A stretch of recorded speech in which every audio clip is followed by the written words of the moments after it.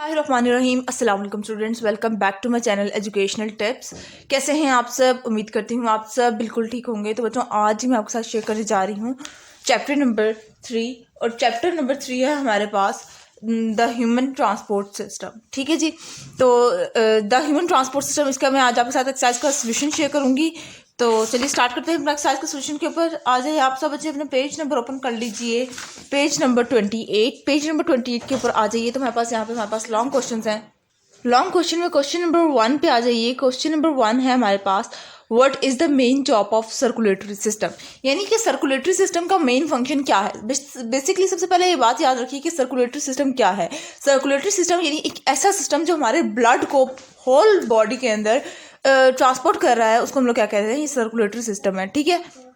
अब वो यही सवाल पूछ रहे हैं कि सर्कुलेटरी सिस्टम का काम क्या है। ठीक है। तो इसका आंसर ये है, the main job of circulatory system is to transport और carry substance around the body.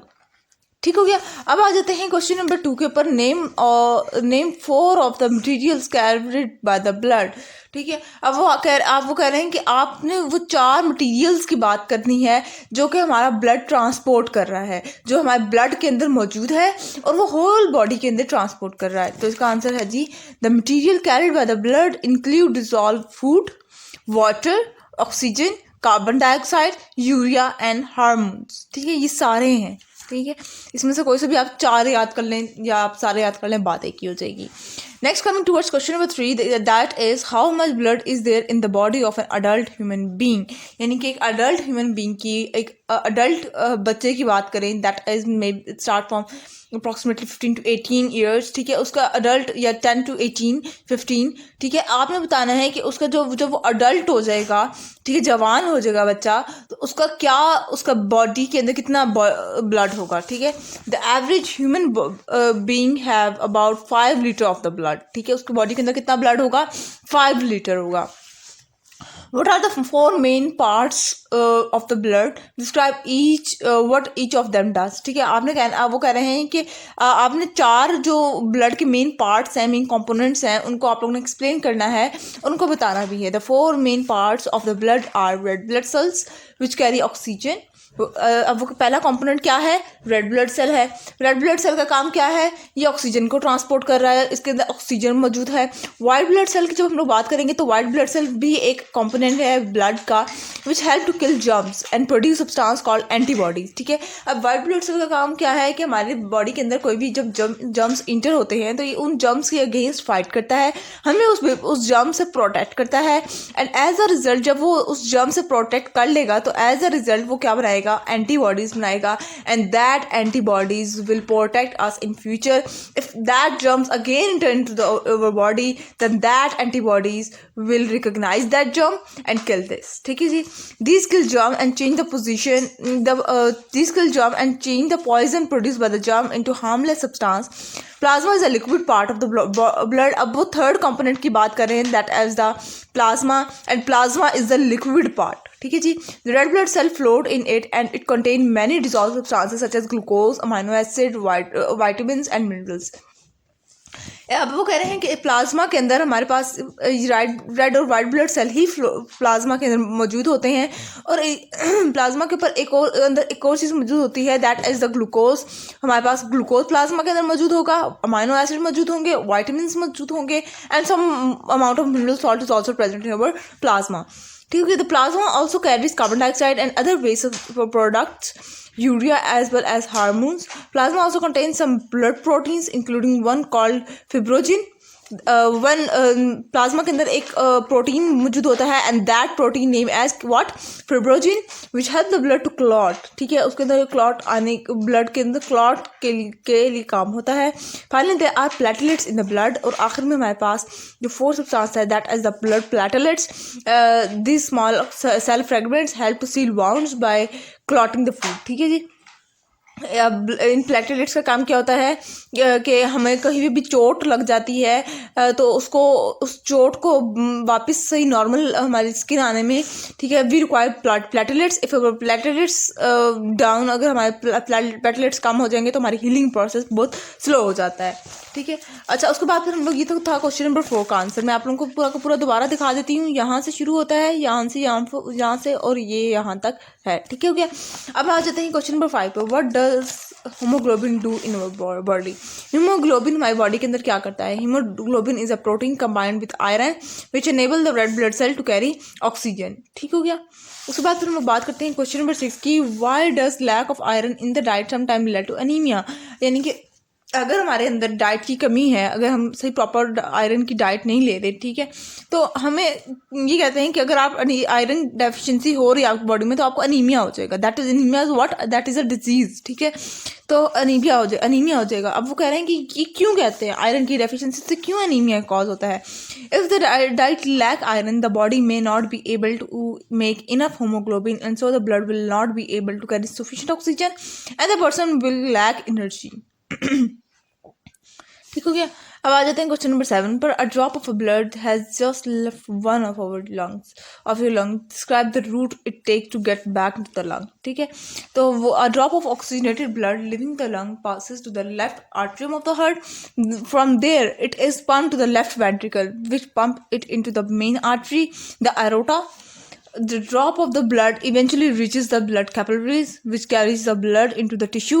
As the blood leaves the tissue, the capillaries join up to form veins. Veins carry the blood back to the right atrium of the heart. An artery called the pulmonary artery then pump the deoxygenated blood back into the heart, ठीक है जी। तो ये question number 7 का answer हो गया। अब आ जाते हैं क्वेश्चन नंबर 8 के पर। Why is it much easier to stop blood flowing from the vein than the artery? वो कह रहे हैं कि वेन्स के अंदर से ब्लड को रोकना आसान है एज कम्पेयर टू आर्टरी। क्यों? Blood flowing from a cut vein is under very low pressure, so it is much easier to stop the flow of blood than it is from an artery, ठीक हो गया। इसका answer है। अब आ जाते हैं क्वेश्चन नंबर 9 पर। क्वेश्चन नंबर 9 है जी हमारे पास, why does blood spurt out of a damage artery, ठीक है।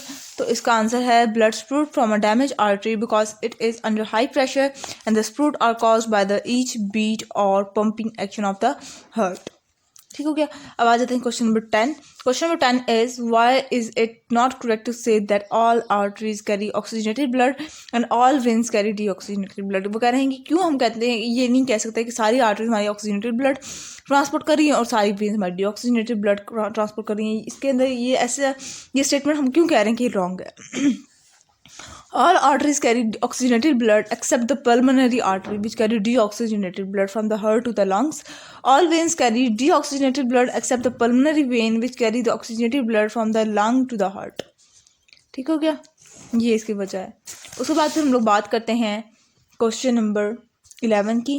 Here is the simplified diagram showing a section through the human heart. In your notebook, write down the name of the part of the diagram. ठीक है, इस diagram को आपने label करना है। तो मैंने ये नंबरिंग के साथ लेबल कर दिया है, आप लोग इधर लेबल कर लीजिएगा। जो पार्ट नंबर ए है, मतलब कि जो ए है, वो ए कौन सा है? ये वाला जो है, ठीक है। ये क्या है हमारे पास? ये हमारे पास पल्मोनरी वेन है। क्या है? पल्मोनरी वेन है। अब ये क्या है? ये हमारे पास लेफ्ट आर्ट्रियम है, लेफ्ट आर्ट्रियम। सी क्या है? ये हमारे पास वेल्व है, ठीक है। उसके बाद फिर हम लोग आ जाते हैं डी हमारे पास ये क्या है? डी हमारे पास लेफ्ट वेंट्रिकल है। ई हमारे पास राइट वेंट्रिकल है। एफ हमारे पास राइट आर्ट्रियम है। जी हमारे पास अरोटा है। एच हमारे पास वेना कैवा और मेन वेन है। और आई जो हमारे पास वो है पल्मोनरी आर्टरी है। Next, coming towards question number 12, and question number 12 is how do veins differ from the artery and capillaries in their structure and function? Veins कैसे differ करती हैं? The table below shows the difference in the structure of the vein, capillary and artery. ये difference है। Arteries they carry blood from the heart, जबकि अगर हम लोग capillaries के अगर हम लोग देखें they link arteries into the veins, और जब veins की बात करें तो they carry blood into the heart आ जाता है। फिर हम लोग बात करते हैं, अगर दोबारा वापस आ जाते हैं एक पॉइंट की तरफ, आर्टरीज के they have thick wall of muscle and elastic fibre. The wall are one cell thick. और फिर यहाँ पे वेन्स की अगर हम लोग बात करें तो वो है they have fairly thick wall which contain some elastic fibre. ठीक हो गया जी। अब हम बात करते हैं नेक्स्ट क्वेश्चन की, and question number that is question number 13, and question number 13 is why is varicose veins and what are varicose veins and what cause their development. ठीक है, अब विस्कोस वेन्स क्या होते हैं और उनकी डेवलपमेंट ये कैसे होती है। Varicose veins are veins that have swollen because the valve in the legs do not work properly. Blood collect in them inside of making it back to the heart। ठीक हो गया। उसके बाद फिर आ जाते हैं question number 14, and question number 14 ही is what type of people are prone to developing blood related disease. यानी कि प्रोन कहते हैं कि खतरा है उनको कि उनको ब्लड रिलेटेड डिजीज होगी। The people who are prone to developing blood related diseases include people who are overweight, who eat a fatty diet, who does not exercise enough, or who smoke heavily. Some people have an inherited tendency to blood related disease. यानी कि कुछ को ये तो ऊपर तो वो है ना कि जो इंसान खुद अपनी वजूहात से ही उनको ये डिजीज़ हो रही है, और कुछ होती हैं कि इनके इनहेरिटेड होते हैं, उनके किसी फोर फादर्स में से किसी को ब्लड रिलेटेड डिजीज़ होगी तो आगे उसको ब्लड रिलेटेड डिजीज़ होगी। ठीक है, ठीक है। उसके बाद हम लोग आ जाते हैं क्वेश्चन नंबर 15 पर, what is a peace maker and when is it needed. Peace maker क्या है और ये कब चाहिए होता है। Peace maker is a device which produce a small but regular pulse of electricity to the heart to keep it beating steadily. It is needed by a person whose natural pacemaker is faulty। ठीक हो गया। उसके बाद फिर आ जाते हैं question number 16 के ऊपर। क्वेश्चन नंबर 16 है what work does a valve in the heart or a vein do. What is a faulty heart valve and how it is repaired.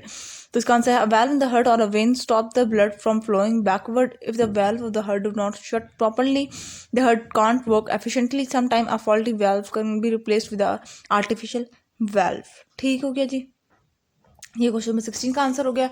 अब हम लोग आ जाते हैं क्वेश्चन नंबर 17 के ऊपर। क्वेश्चन नंबर 17 है जी हमारे पास, what happen if a person has a high level of glucose in his or her blood, what can be done to control the level of a glucose। अब वो कह रहे हैं कि अगर एक पर्सन के ब्लड के अंदर काफ़ी ज़्यादा ग्लूकोज यानी शुगर की अमाउंट ज़्यादा हुई है तो उसके लेवल को कैसे कंट्रोल किया जाएगा। ठीक है, the level of a glucose in the blood is controlled by a hormone called insulin. People who do not produce enough insulin have a disease called diabetes. The person with diabetes may feel weak and sleepy as the level of the glucose in his or her blood changes because fats and muscle protein have to be used to supply the blood with energy. The person loses weight. Diabetes can be controlled by injection or tablets of insulin or by careful control of the diet। ठीक हो गया। उसके बाद फिर आ जाते हैं question number 18 के ऊपर। क्वेश्चन नंबर 18 है what are the advantage and disadvantage of the heart transplantation. Heart transplantation का एडवांटेज और डिसएडवांटेजेस क्या हैं। Heart transplant is a life saver for someone with heart failure. यानी कि अगर किसी का हार्ट वर्क करना बंद कर जाता है तो उसका हार्ट ट्रांसप्लांट कर दिया जाता है। ठीक है, ताकि ये कि इसका क्या होता है कि उसको ज़िंदगी और मिल जाती है, because without heart we can't survive, right. However, it is very difficult to find a replacement heart, usually from someone who has died in an accident, which the patient owns body will not reject। A major operation is needed to transplant a heart, and special drugs have to be taken for the rest of the patient's life to reduce the risk of the body rejecting the new heart। Heart transplant lengthen the life of someone who will die from a seriously faulty heart. ठीक है, अब वो कह रहे हैं कि heart transplantation है तो यूँ कह सकते हैं कि होता है, हार्ट ट्रांसप्लांट होता है। ठीक है, और वो किस तरह से कि अगर कोई किसी के एक्सीडेंट में कोई डेथ होने वाली है तो वो उसके ऑनर कह दें कि हाँ आप इसका हार्ट ले सकते हैं। ठीक है, तो वो फ़ौरन निकाल के उसको अगर, लेकिन इसका अंदर ये होता है कि जिसके अंदर हार्ट वो इंजेक्ट किया जा रहा है, जिसको अंदर वापस जिसको दिया जा रहा है हार्ट, उसकी बॉडी एक्सेप्ट कर ले उस हार्ट को, तो फिर ये हार्ट ट्रांसप्लांटेशन हो सकती है।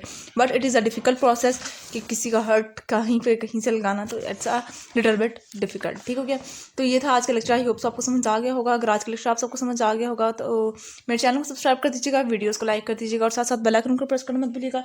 इससे मेरा नॉर्मली हर लेटेस्ट अपडेट सबसे पहले आप तक पहुंचेगी। मिलती हूँ किसी और वीडियो में। दुआओं में याद रखिएगा, अपना ख्याल रखिएगा। अल्लाह हाफ़िज़।